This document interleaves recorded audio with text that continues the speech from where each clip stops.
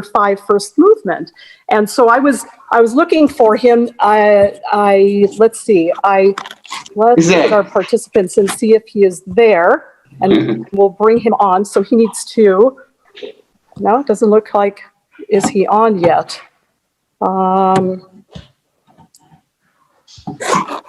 Roderick, a ver, tu micrófono está listo, Roderick. Sí, hola.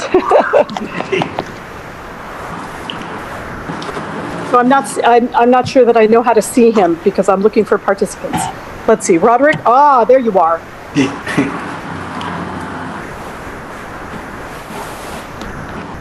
We were going to have a fabulous setup here for the master class today, and unfortunately, at the last minute, all of the devices completely went kaput. So I have to use my, there you are, hello. So I have to use my iPhone. Excuse me all for not having proper equipment, but we, 2 minutes before 1 o'clock, we realized that the technology here wasn't going to work. So I'm on my iPhone, but I see you, and thank you so much for playing today.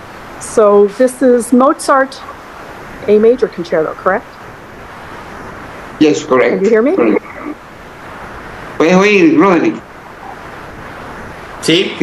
¿Puede oírme? Sí, claro. Sí, okay. Sí, te escuché bien. Entonces puede empezar. You can begin gracias. playing. We're going to go ahead and start with Mozart. Ya. Okay.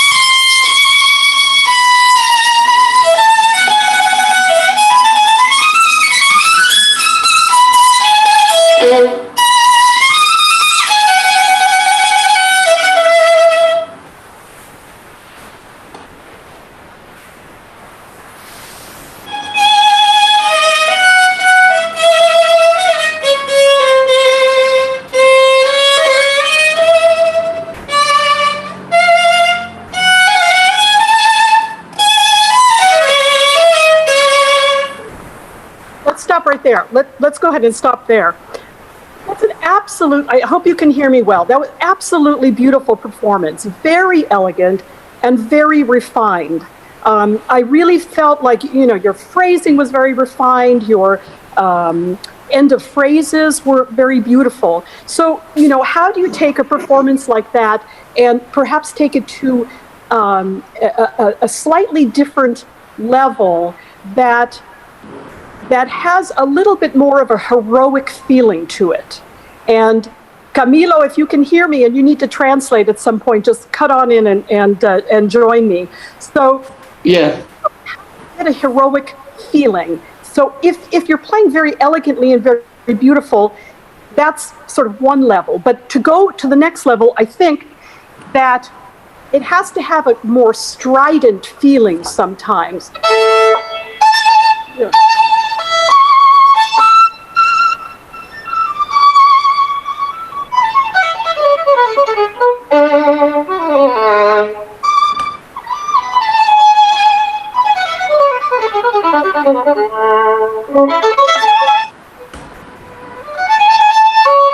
But at the very beginning,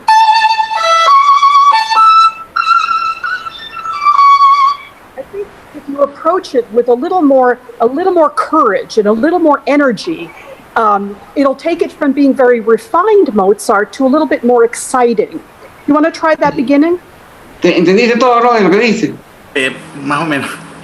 Ella dice que está tocando muy bien, muy elegante, con finales de frase muy bonitos, todo muy, en las finales de frase, todo muy bonito, pero ella dice que para llevar esto a un carácter, a un nivel un poquito más, a otro nivel, dice que debe tener un poquito más de coraje, un poquito más de atrevimiento.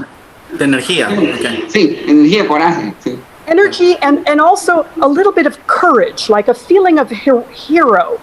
You get a feeling of a hero in this. It's very, there is a feeling of being strident a little bit at the beginning. Sí, como un retador, como un retador, como heroico. Ok. ¿Hago desde el allegro o el adagio? The allegro. Allegro.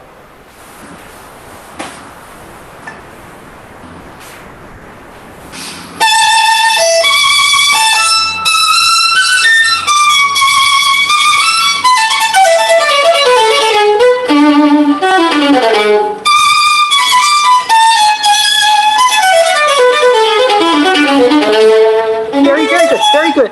Now, so we have to have some feeling that we have different phrases, and every phrase has to take us to a slightly different level in this Mozart, a little bit different feeling. So at the first phrase, and you don't need to rush or to move the tempo forward to have a feeling of excitement or energy or even that courage feeling that I was talking about. You can even hold back a little bit. I remember very well when I studied this with Mendelssohn, and he very much held the tempo. There was no need for moving forward to make it exciting. You can even just hold, Tener el tiempo.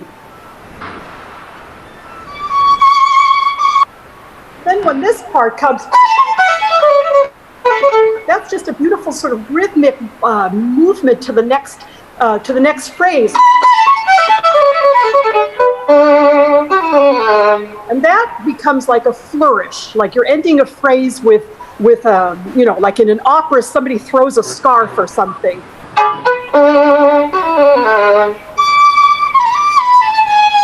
And then here, again, another feeling. So this is a little bit sweeter,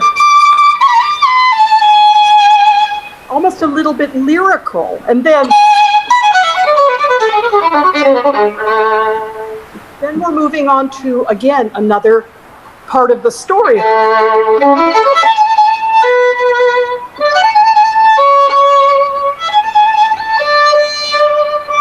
So we're climbing, but we're climbing in a very sweet and sort of reminiscent way. So we have,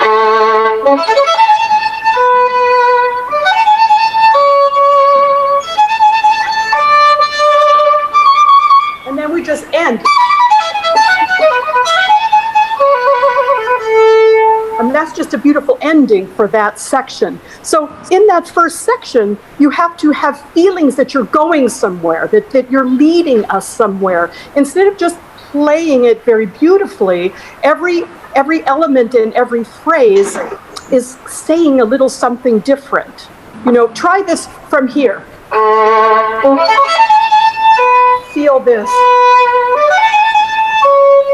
Feel that. Just feel that little line going up. Can you play it from here? ¿Entendiste todo?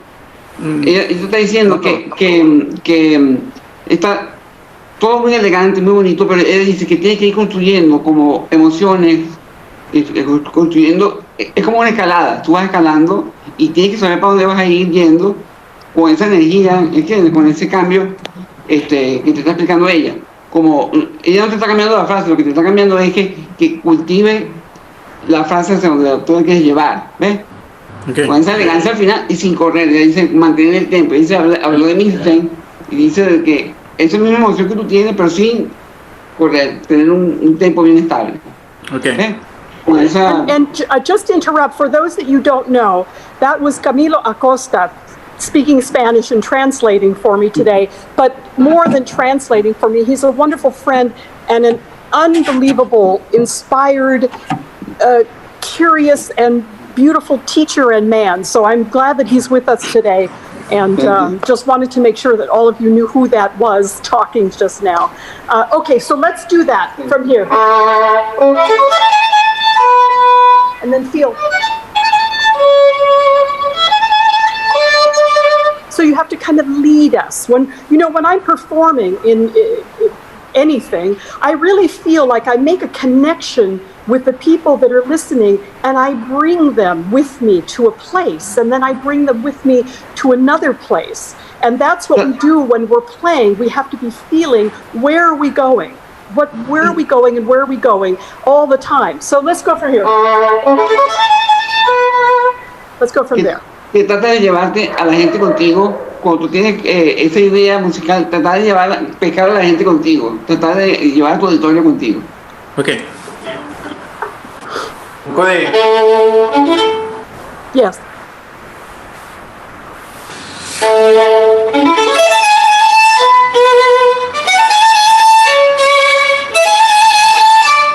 Okay. If you stop the phrase,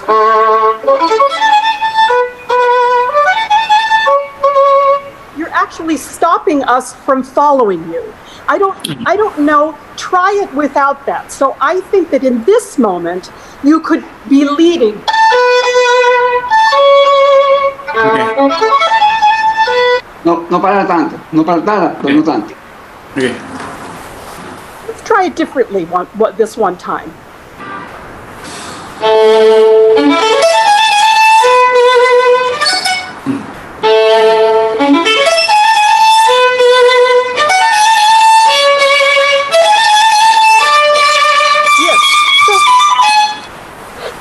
Difficult. And I remember very well when Mendelssohn, because that was who really pushed me to try different things and to experiment. It's so important to be able to experiment, to try something completely new, which means that you have to be in control of your technique to be able to try something new, right? So if you've been used to practicing with a lift of the bow, and then suddenly you are trying to play without the lift of the bow, then it requires you to be completely aware of your technique in that moment. So it can't be automatic.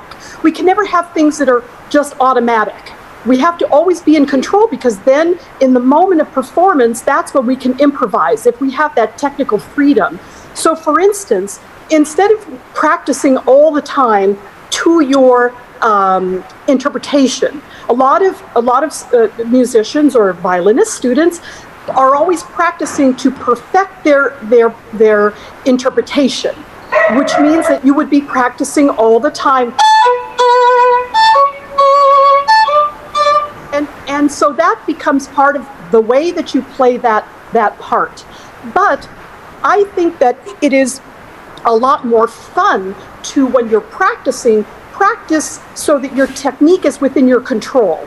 you're not just doing one thing all the time, but you're experimenting. And that is what Mendelssohn, of course, was a master inventor, as his documentary was called, but he was a master experimenter. And I'll tell you that when I first went to study with Mendelssohn, I was 12 or 13 years old, and I had been studying with Manuel Kompinski, and he was an absolutely beautiful teacher, but I felt that I had moved sort of beyond his teaching, and I went to see Mendelssohn, and I wanted to be left alone. I wanted to pursue my ideas of music at that point on my own. And my mother didn't agree. She said, oh, no, you need a teacher. You have to have a teacher. So she went to have tea with Mr. Mendelssohn and talked to him about who I should study with. And he said, and it was interesting because I think it's a really important point, he said, she doesn't need a teacher. She needs to experiment. And I did work with Joseph Gingold when I was 15 and 16, who was a beautiful influence, introducing me to lots of background of violinists and technique and playing, etc., and beautiful person. But the idea of experimentation is critical. So beware of practicing, always perfecting your interpretation. Because, for instance, if we go to this part,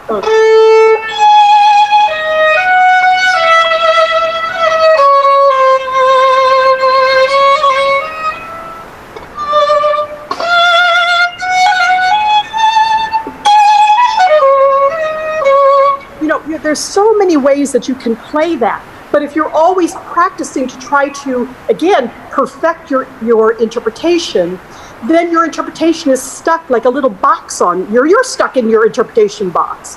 So let's jump to here. It's a very, very sweet, and it's almost bittersweet, right, this part?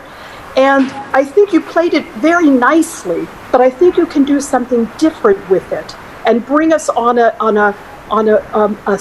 sad journey, maybe a little bit sad. So play it. Let's do this part.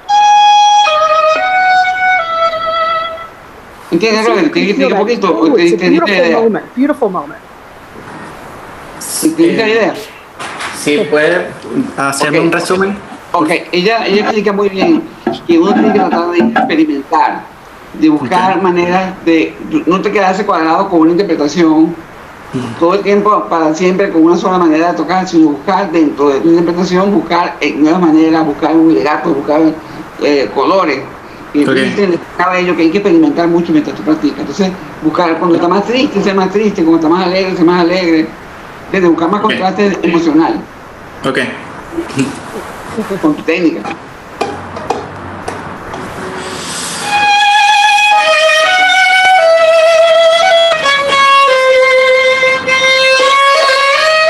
Okay, so good. Then you might ask, how do I practice to give myself freedom? How do I experiment? For me, the way to get to the point of experimenting and being free by trying new things is to do nothing. So the first part of practicing towards freedom is nothing. It's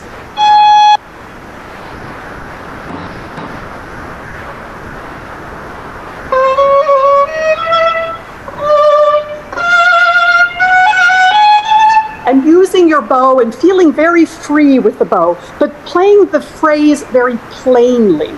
And then when you play the phrase plainly and evenly, you find out, oh, have I been, doing something with my bow to avoid that shift? Or you find technical things that have crept into your interpretation. So the first thing, again, let's just try that. Very plain.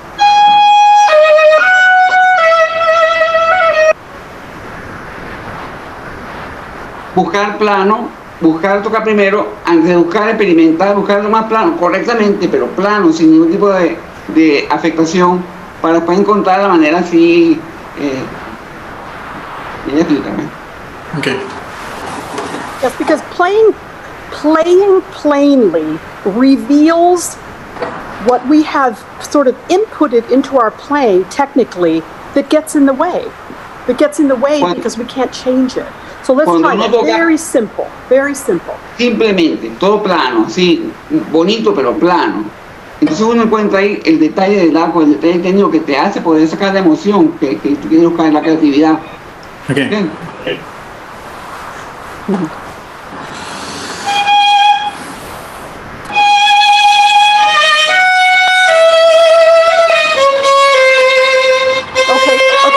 So what I noticed right away is that you have a hop in your bow that is part of your technique of this phrase, and you didn't take it away. So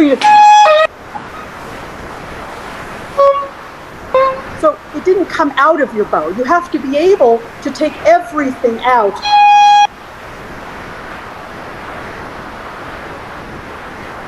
Legato. First you take out, and then you can put back in. Quita todas esas cosas, o sea, lo más legato que puedas tocar. Okay. Quita todas esas cosas expresivas con el arco, todo plano.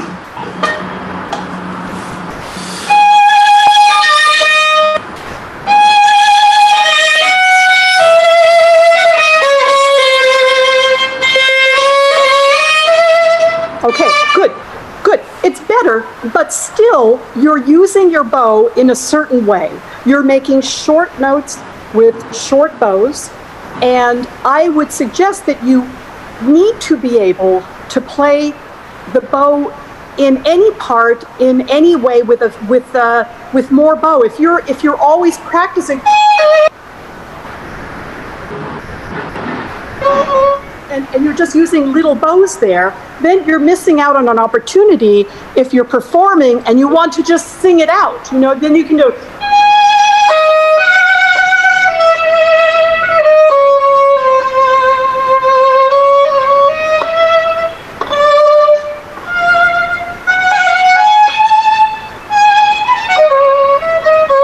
Then maybe you play it that way, but you won't be able to play it different ways unless you're free with your bow.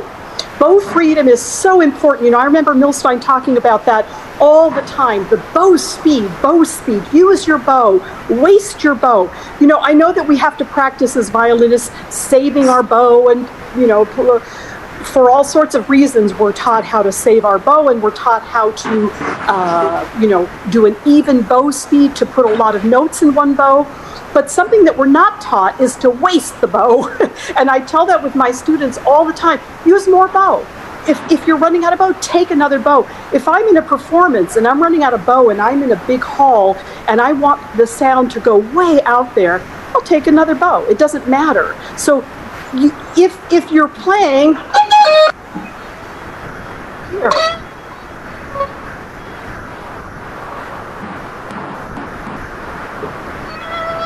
You can do anything you want if you have that bow freedom.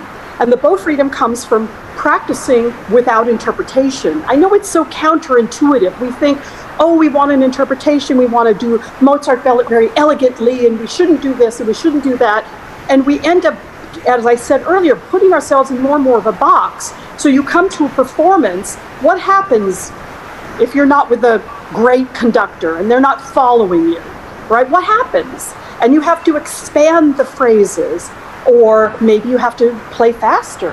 You might have to do some adjusting to the orchestra behind you, with you, right? And that's where you have to have that ability to use your bow in all sorts of ways. And that comes with this type of practice of not practicing to interpretation, but practicing for technical freedom. Then you can do what you want. It's very beautiful. Let's play that one more time, and then I'm going to ask Abby, our next student, who's going to come and play Mendelssohn. She's here from the University of Notre Dame. So let's try that one more time. Roddy, lo que te está hablando ella, que libera tu arco lo más posible, no circunscribirse a un solo tipo de arco. Ella te está dando una libertad absoluta de poder ser libre en el talón, en la punta, en cualquier parte, sin tener limitaciones. Okay.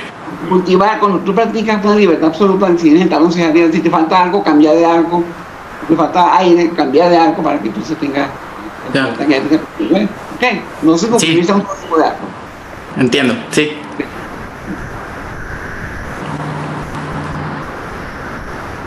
Okay, one more time. So I want you to Can you hear me? I can hear you. Yes. Una vez So más, que repita play una for vez me más. one more time. Very simple, very plain, lots of bow. No articulation, nothing special. Ok. Todo Try simple, that. muy plano, con mucho arco, todo simple. Si pensás mucho en la música, siempre piensa en el arco libre, un arco libre. Bien.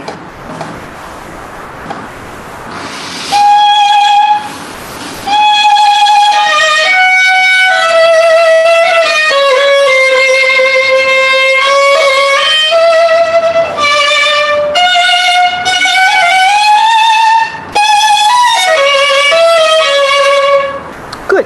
And then another thing when you're practicing is not always to try to practice sort of your best playing.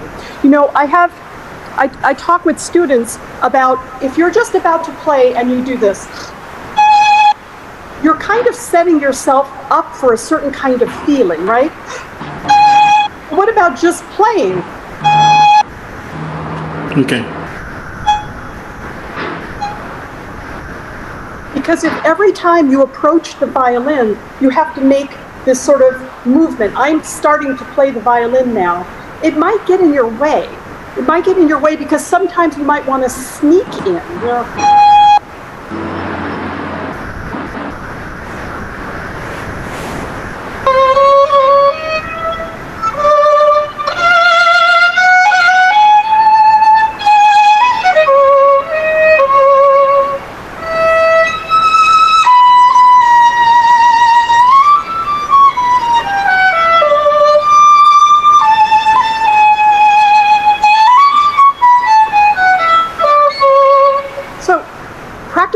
Like I just did an articulation with the bow, and before I didn't do the articulation with the bow. If you practice both ways, then you can do whatever you want in that moment. So see if you can just put your bow on the string without the motion to start. I'm now starting. Just start. Try it. No, without that. So the idea is just to start playing. Yeah. Just to start playing.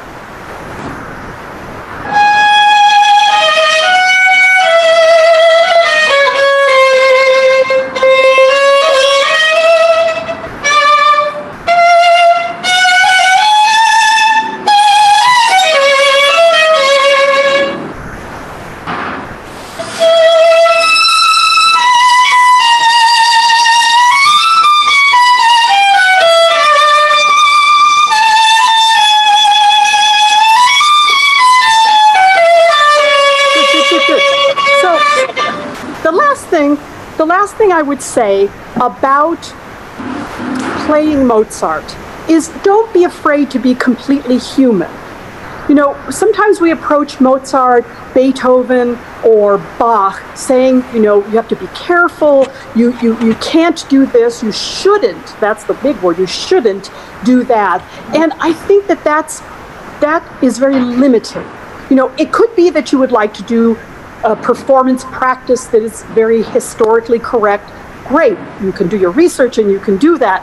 But at the same time, if you're going to play Mozart, why not bring your humanness through this music of Mozart, which is the way that I feel when I play it.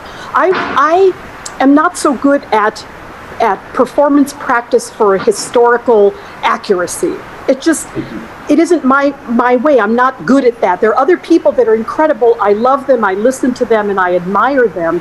I'm not one of them. All I can really do is bring what's inside of me out through this music and what it allows me to express. And that's why the technical freedom is so important, because in that moment, what if I'm feeling sad? What if I'm not feeling sad? I mean, I'm using sad, you know, in a kind of a black and white way, but I think there's so many levels of tenderness that you can bring if you allow yourself to take the time and to practice without an idea that it should be one way or it shouldn't be another way, and find how you feel about playing it. And that's when I don't know how I feel about playing something, then I eliminate. I eliminate the articulation, I eliminate vibrato, I eliminate. And then I can build from there and see where I go with that. But But those are ideas I think that might be helpful for your Mozart. And it was so fantastic that you played here today. And it was great to see you again, too. Where are you living? Are you in Venezuela or are you in Mexico? ¿Dónde está viviendo ahora? Estoy en Chile. Oh, in Chile. Oh, sí, en Santiago. Oh, Chile. That's right. Okay. Sí. Well, thank you for playing. And I hope that we can do this again sometime. That would be great. Muchas gracias a usted, de verdad. Okay. Increíble. Now I'm going to try to find my student. Don't go away. Abby is going to play Mendelssohn. And I hope that she's right here. Hold on. No te vayas, Robert. No te vayas. Quédate ahí bien. Abby?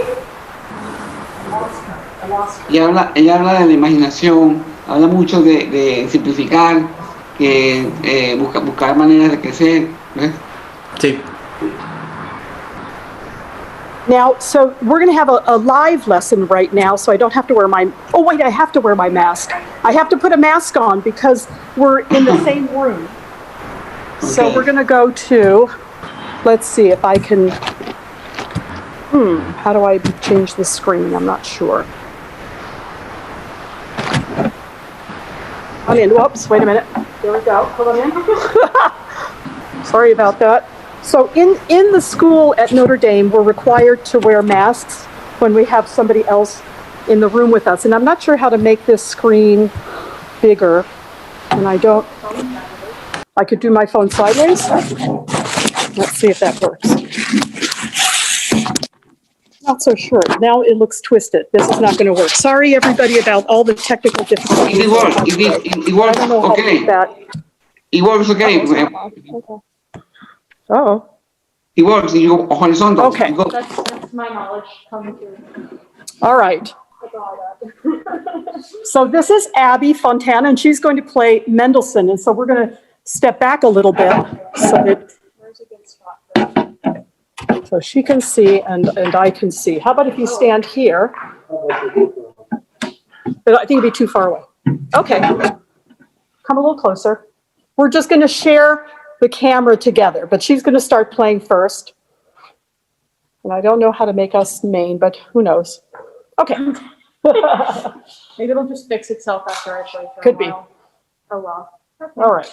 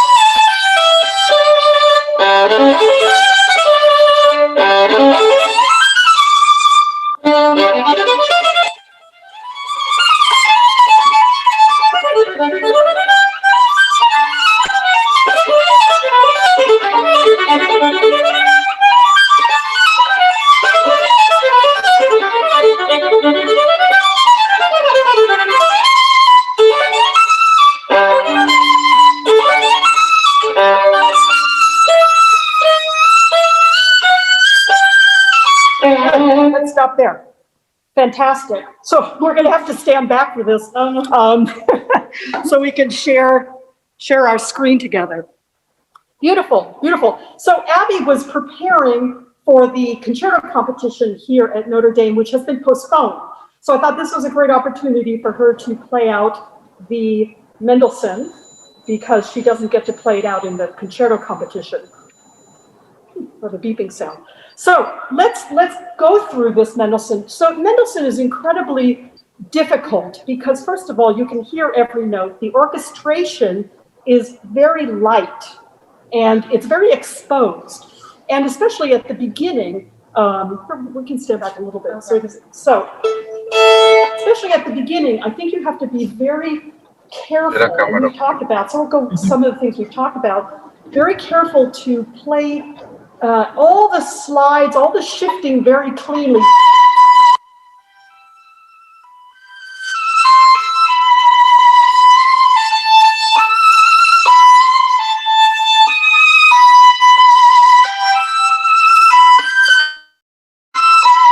You know, one of the things that Milstein talked about all the time was length of phrases.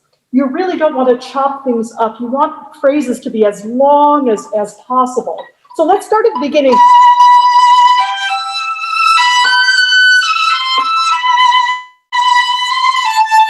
can keep going. And then another phrase.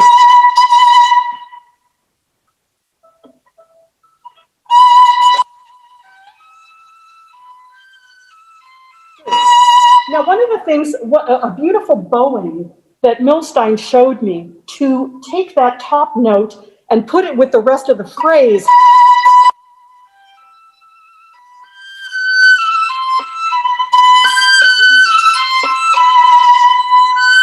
So, that way, yes,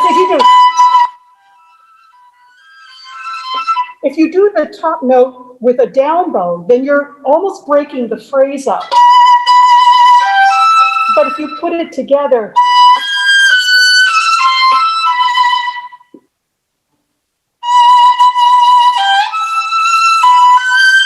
like that? Yes.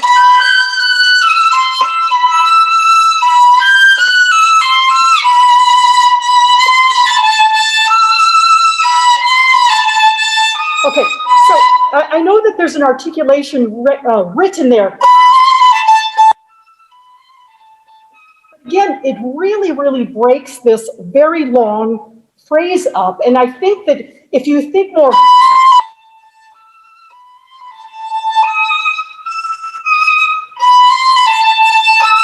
that's your high point. And then it changes. Instead of it being all about the articulation, make it about the. I hope people can understand me with this mask on. There's kind of a little muffly. So listen, do from there.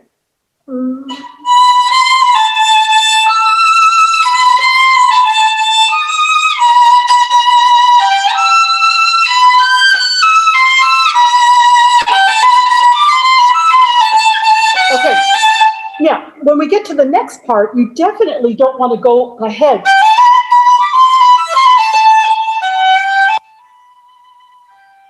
That's all one phrase.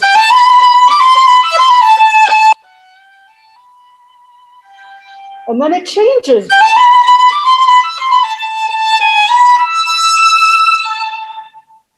So if you think of it more in every phrase is turning into the next phrase, leading you to the next phrase. Then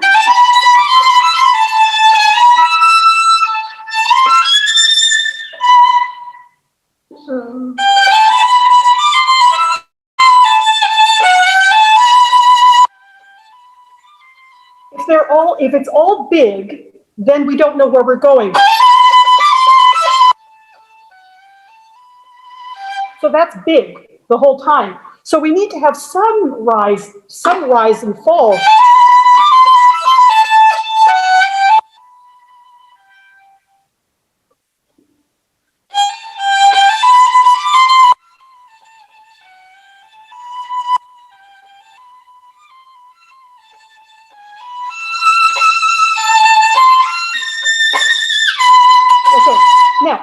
get to the top, I always feel this. When you get to the top, make sure everybody knows I just got to the top. Look at me, sort of like, so if you do, then we didn't have a chance to admire this moment, this beautiful moment of getting to the top.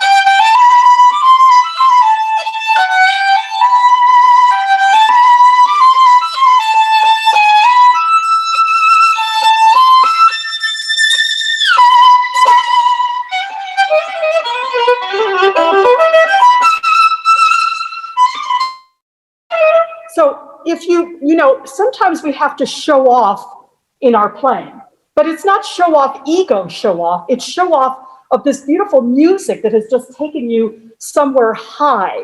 And that's what you're feeling. You're not feeling, oh, look at, me, myself, and I. You're saying, wow, we've all come together to this beautiful moment and enjoy it. Go from,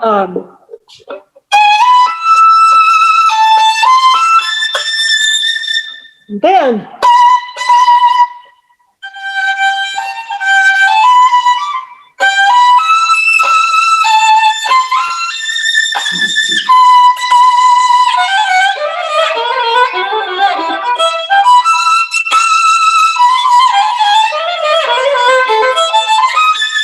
okay, so when you get to these passages with Mendelssohn, these passages are all about the intricacy of the bowing and the intricacy of the rhythmic pulse. So you don't want to rush, but you want to make it very. It's almost like a mosaic where you see every little piece.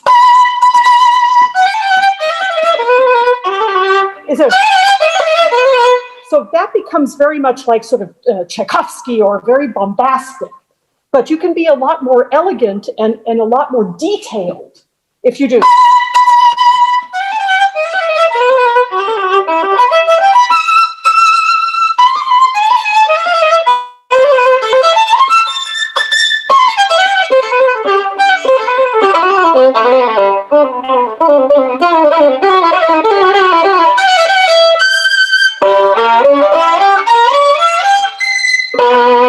And then just the octaves are like a throwaway. It's just sort of like a heroic throwaway in that moment. But going back to this, see if you can hear every single note, like that. And not rushing. You can really hold the tempo.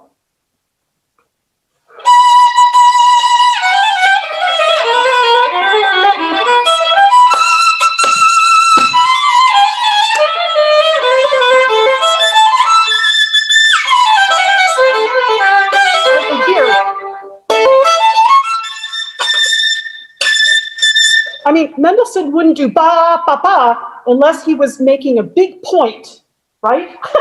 It's not. Same thing. It's like, whoa, we got there. Try it, daughter.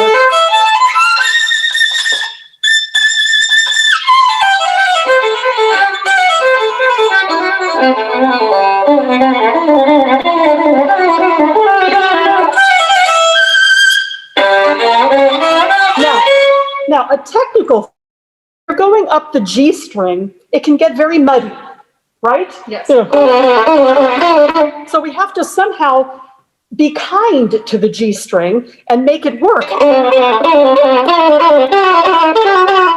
Because we have to hear every note.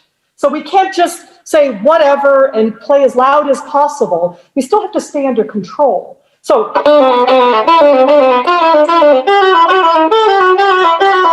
has to be absolutely under every note. You have to, Mr. Kempinski used to say that to me all the time. You have to hear every note.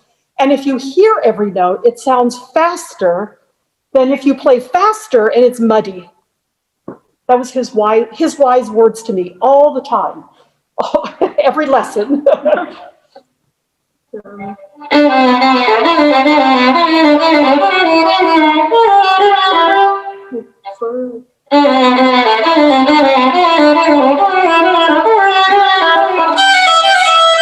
Yeah, so you have to demand it. I'm looking this way, so sorry, I'm not looking at you. But you have to demand it of yourself that you have absolute clarity of technique. It has to come from you. So it's not like you play it and you're listening from here. You have to be listening here.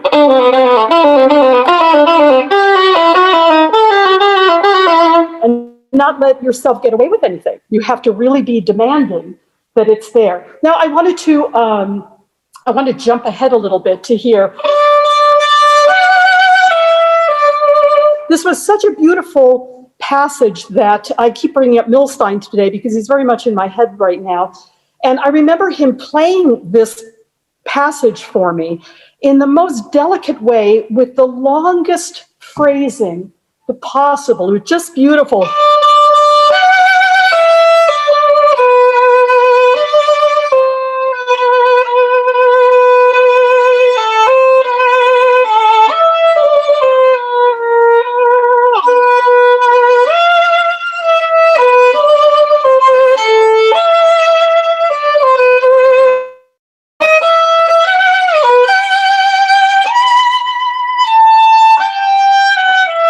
And it felt, when he played it, it felt like the most simple, improvised melody with such sweetness and kindness. Try it. See if you can feel this long, long, long line.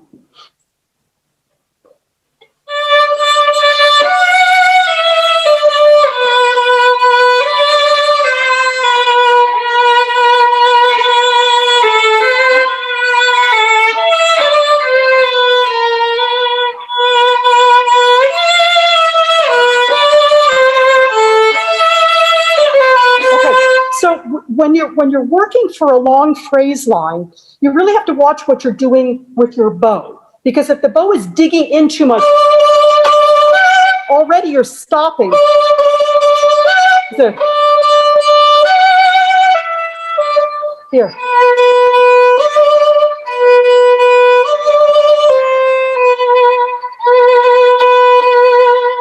Try that. So you have to watch how much you dig. Oh.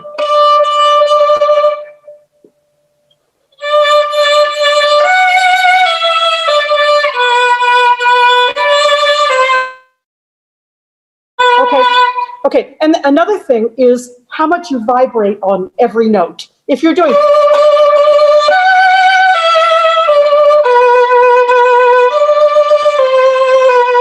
then everything becomes important, and everything can't be important. You got to let things go. Isn't that like the main philosophy of life, is letting things go and moving on? So here, maybe it's not that important. Bad. There.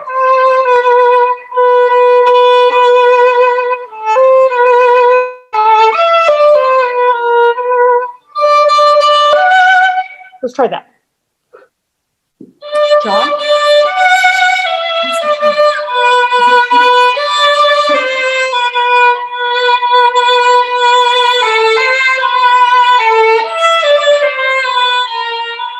Yeah, so one of the things about moving through a phrase is making sure that as the bow moves, the bow speed moves, that you, well, how can I say it? So you want enough bow speed so that you're going to your bow chain going down.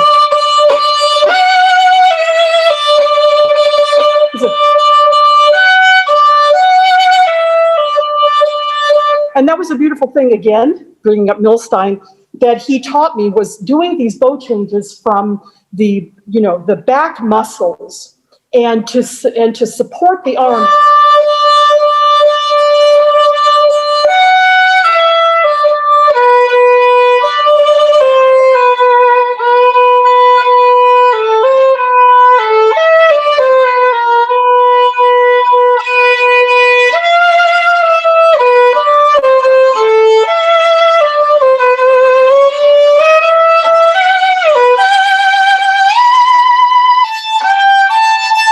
So that you come to your bow changes fearlessly and very evenly.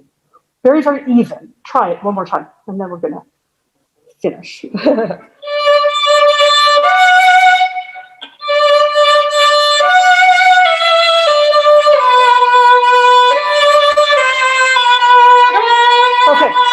how do you practice for that? That's critical. Yeah. How do you practice for it? You have to practice without vibrato, and you have to practice with, and I used this word earlier today, sort of a courageous bow. So you have to move the bow towards the bow changes without fear. And if you change the bow without fear, if it sounds like it has a glitch in it, that's okay. Don't be afraid. Keep practicing that, because that's where you'll learn how to change the bow. If you hear that, that's okay. You'll be able to refine it if you keep practicing towards the refinement. But if you practice away from it, if you're and you're starting to be careful with your bow changes, it won't happen. You can't be careful.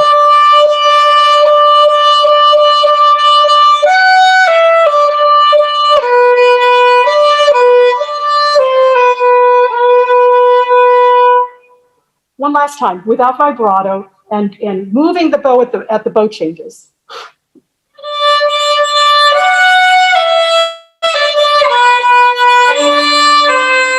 Okay, so what you're doing is a little opposite of what I would suggest, which is I would suggest saving the bow and moving at a bow change.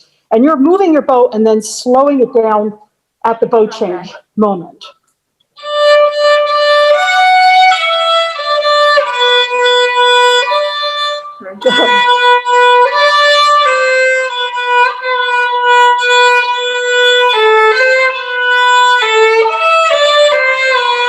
Okay, and so one way to practice for that is just simply practicing with a faster bow.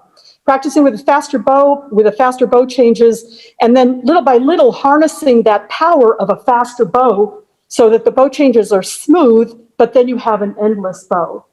And on that, we're going to have to stop because John Blacklow, the wonderful pianist that I'm going to be playing with, has arrived. So thank you. Thank you, Abby. And now I have to figure out how to put this camera so John and I can play Brahms together, because we'd had this set up with a whole system. And unfortunately, at 2 minutes to 1, the system fell apart, as usually happens with them. So let's see. Come on over here, John. Let's make sure you're in. So this is John Blacklow, my wonderful friend, who's going to be playing the Brahms first movement,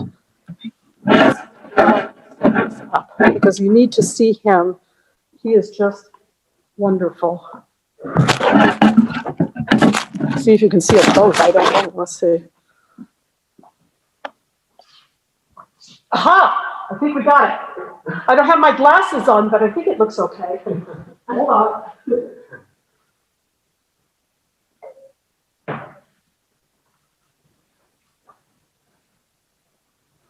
So as everybody knows, the trick to playing these days with a mask on is, one is to breathe, which I'm having trouble doing.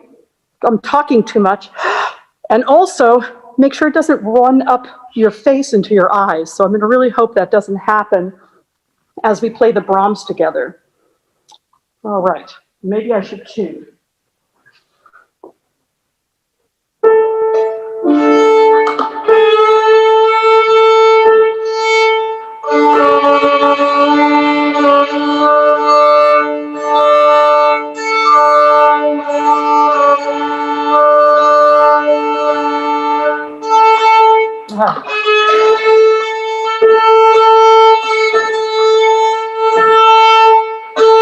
My mother used to say I tune too much. Oh, you got it. Am I too high? Oh, yeah.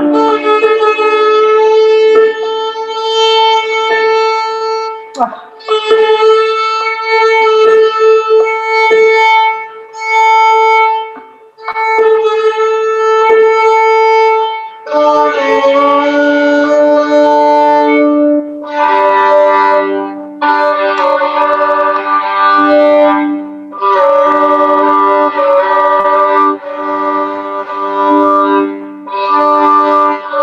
Bear with me.